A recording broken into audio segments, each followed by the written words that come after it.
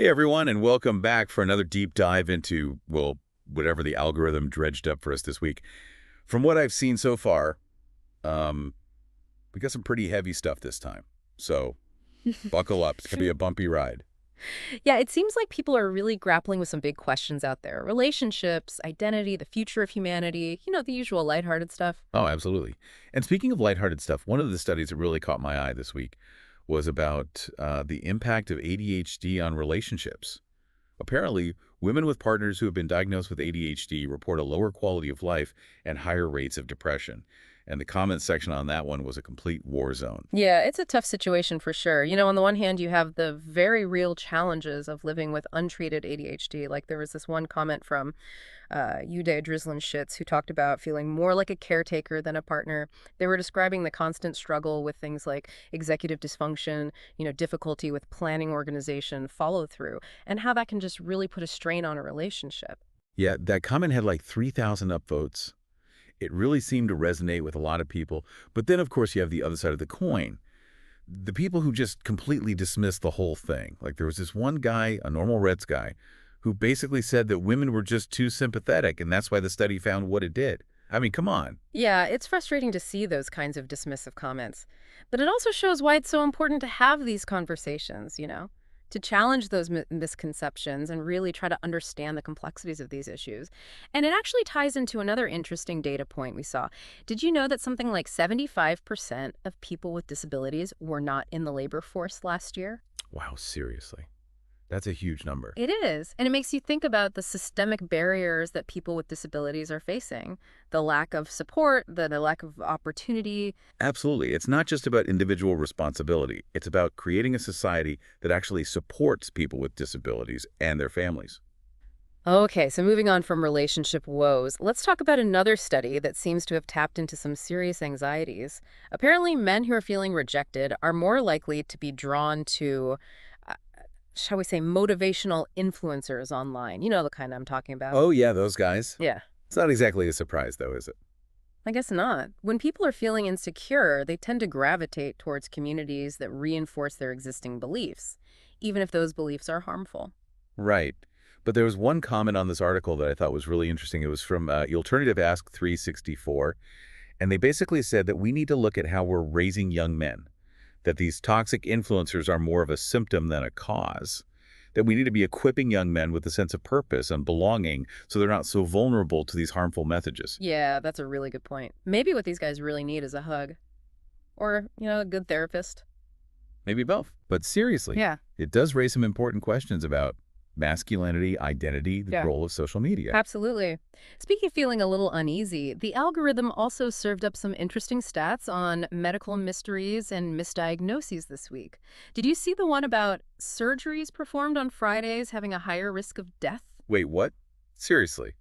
Is it like a Friday the 13th curse for surgeons or something? Well, not quite. It seems like it might have something to do with reduced weekend staffing and more handoffs between doctors. There was actually a comment from someone whose wife was having surgery on a Saturday, and they were understandably pretty freaked out about this statistic. Oh, yeah, I can imagine. It makes you wonder about the quality of care, especially on weekends and holidays. Do you really want to be the patient who gets wheeled in when everyone's thinking about their weekend plans? Right. And it kind of ties into another theme we saw this week, the whole idea of the worried well and how their concerns are often dismissed by doctors. Oh, yeah. Like those people who go to the doctor repeatedly with some weird symptom, and the doctor just keeps telling them it's all in their head. Yeah. And then it turns out they have some rare tropical disease or something. Exactly. There were a bunch of comments from people who had stories like that. It's scary. It makes you feel like you can't trust your own instincts. Yeah, and it highlights the importance of advocating for yourself. If you feel like something is wrong, keep pushing until you get answers. There was a great comment from AirBear13 who said that sometimes the most helpful thing a doctor can say is, I don't know, but let's figure this out together. That's so true. It's about building that trust and collaboration between doctor and patient, not just dismissing people's concerns. Okay, so let's shift gears now to something a little less anxiety-inducing. You ready for this? Chewing wood might actually boost your brain power. Wait, what? Are you serious? I am totally serious. Apparently, chewing on moderately hard materials like those wooden tongue depressors they use at the doctor's office can stimulate blood flow to the brain and increase levels of certain antioxidants, So all those kids who were chewing on their pencils in school, they were actually onto something. Maybe they were just ahead of the curve. But of course, the comment section on this article was pure gold. My favorite comment was from Ustonks13. They simply wrote, "Reject gum, embrace the beaver within." That's amazing. I know, right? But jokes aside, it does make you wonder what other surprising habits might have unexpected benefits for our brains. There was also a comment from Utol, who mentioned the importance of chewing various textures in childhood for muscle development and speech. It makes you think about how our modern, overly processed diets might be impacting our cognitive development. Yeah, maybe we should all be incorporating a little more chew time into our day.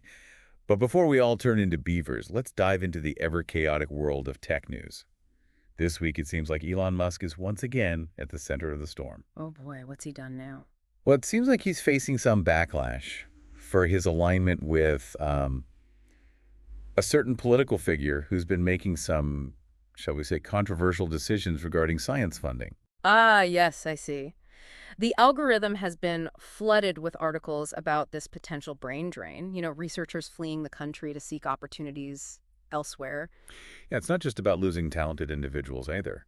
There's a real concern that this could have a ripple effect on innovation and the U.S.'s position as a global leader in science and technology. Right. There was a really insightful comment from finally Gel Sedone, who pointed out that U.S. science funding has historically been a major driver of its superpower status. They argued that cutting funding now is basically shooting ourselves in the foot. It's like we're watching a slow-motion train wreck and everyone's just arguing about who's holding the whistle. Mm. And to add fuel to the fire, there are even rumors that Canada might cut off electricity to the U.S. I Seriously. know, right? It's like we're living in some kind of dystopian novel. Yeah.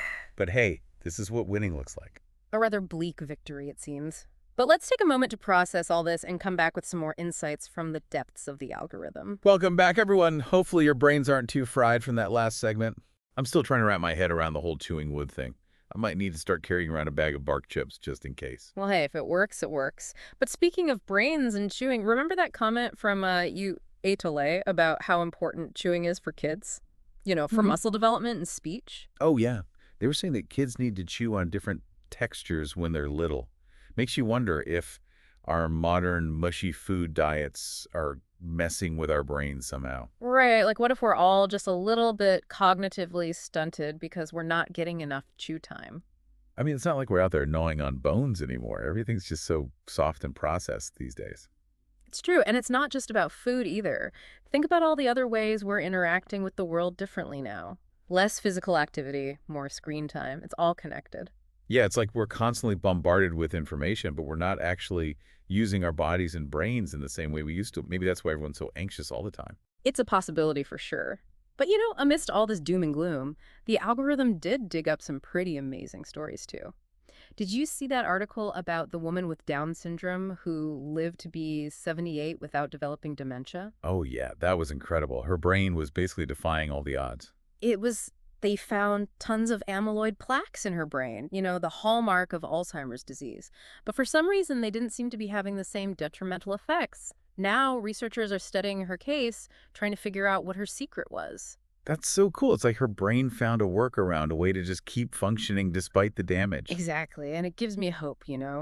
Even when things seem bleak, there's always a chance for something unexpected and positive to emerge. I like that little dose of optimism.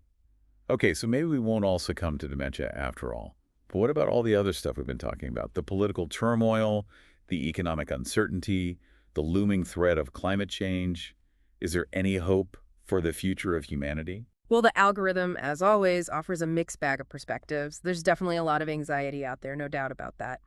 But there's also a sense of resilience, a determination to fight for a better world. It's like a tug of war between despair and hope. I think that's a good way to put it. Yeah. But ultimately, the future is what we make it.